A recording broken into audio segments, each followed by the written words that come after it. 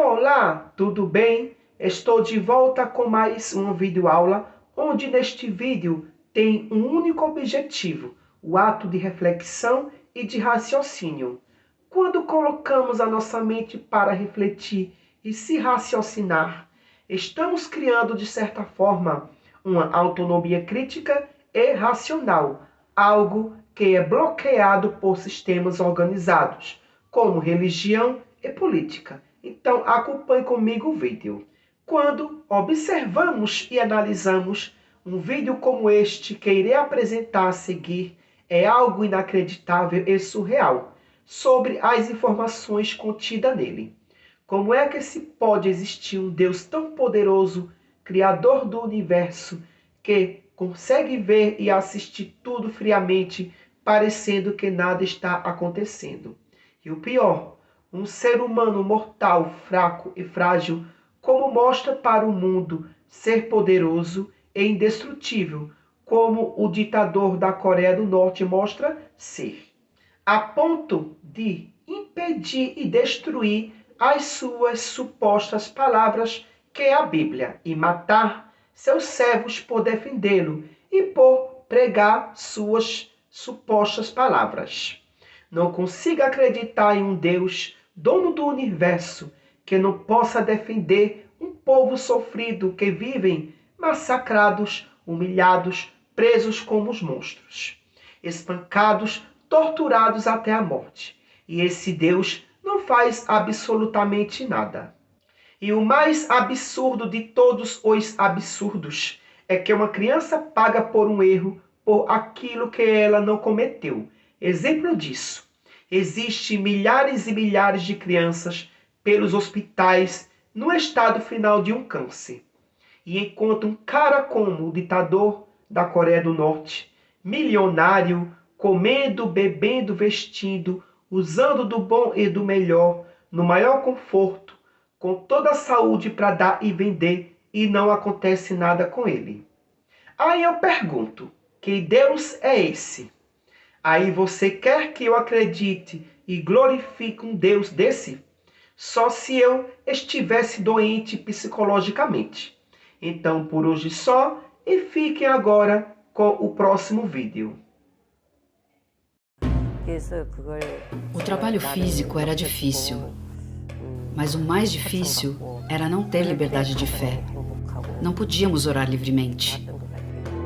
Durante anos, a Coreia do Norte foi o país mais perigoso para os cristãos viverem, segundo a lista mundial de perseguição. Hoje, a situação não melhorou muito, sendo o segundo pior país para cristãos viverem, ficando atrás somente do Afeganistão. A situação lá na terra de Kim Jong-un não é nada fácil para os quase 400 mil seguidores de Jesus Cristo que vivem por lá, onde qualquer um corre o risco imediato de prisão, trabalhos forçados, tortura e morte. Mortes que recentemente vieram à tona na mídia, quando policiais norte-coreanos invadiram um culto secreto, prenderam e posteriormente mataram todos os cristãos que estavam ali presentes. Nesse vídeo você vai conhecer mais sobre como é a vida de um cristão lá na Coreia do Norte. Eu sou o Marcelo, fica comigo que depois da vinheta eu te conto. Uma gestação complicada. Vai ficar preso, vai puxar cadeia. Vou cumprir minha parte. Foi longe demais.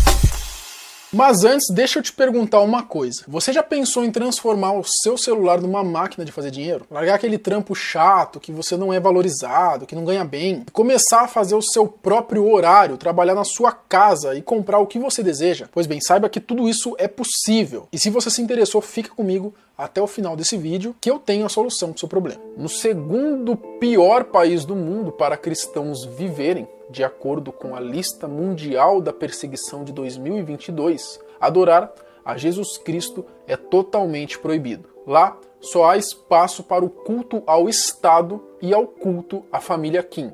Estima-se que cerca de 50 a 70 mil cristãos que vivem lá estão presos ou em campos de trabalho forçado. E a perseguição vai tão longe que até familiares dos seguidores de Jesus costumam ter o mesmo destino dos capturados.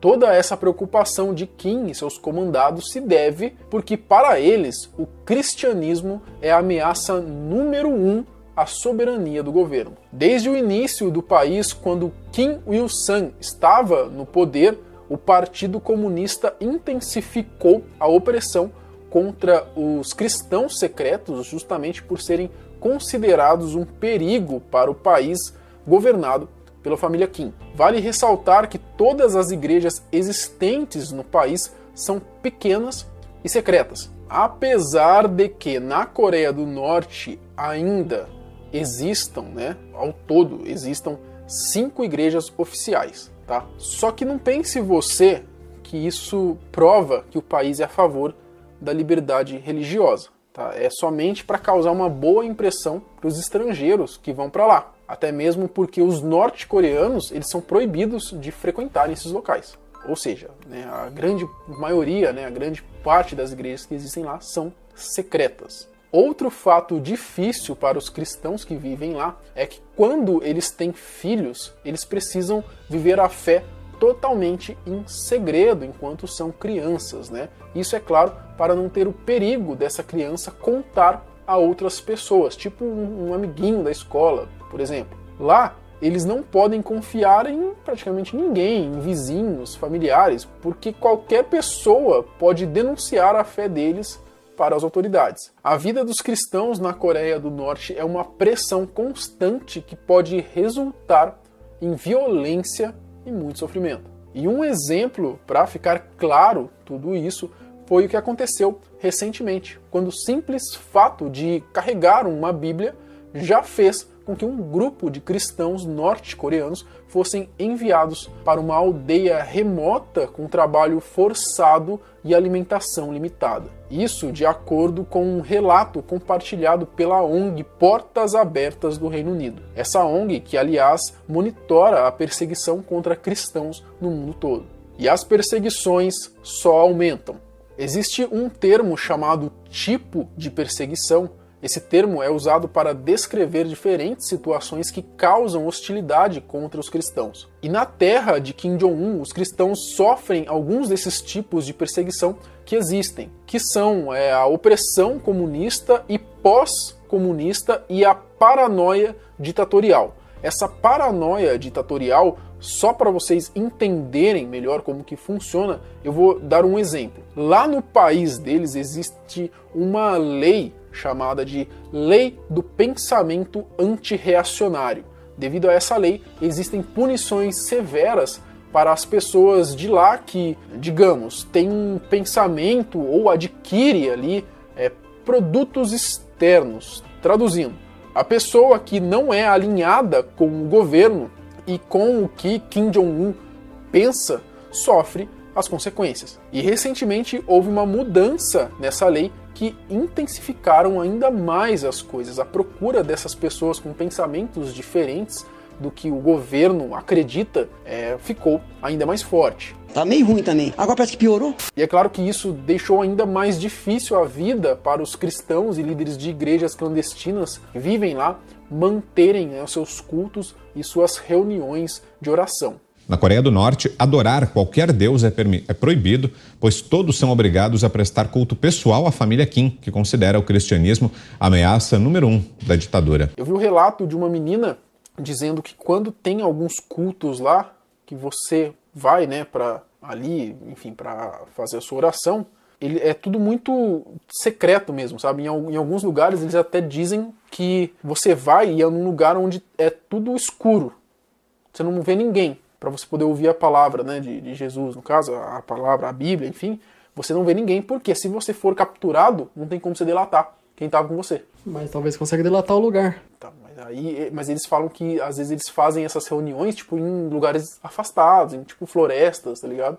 Então não vai adiantar muita coisa, My father started a Bible study. It was his strong desire to become a missionary to North Korea. He was reported and arrested by the Chinese police and was sent back to North Korea, where he was sentenced to prison. He was forced to leave me behind. I have heard no word from my father nor about him ever since. In all probability, he has been shot to death in public. Lá também existem as fontes de perseguição, que são os executores das hostilidades, sendo elas violentas ou não violentas. As fontes de perseguição aos cristãos na Coreia do Norte são os oficiais do governo, partidos políticos, cidadãos, quadrilhas e até mesmo parentes. As mulheres cristãs também passam por maus bocados lá na Coreia do Norte, né? Quando elas são descobertas, elas são presas e passam então por violência sexual durante o processo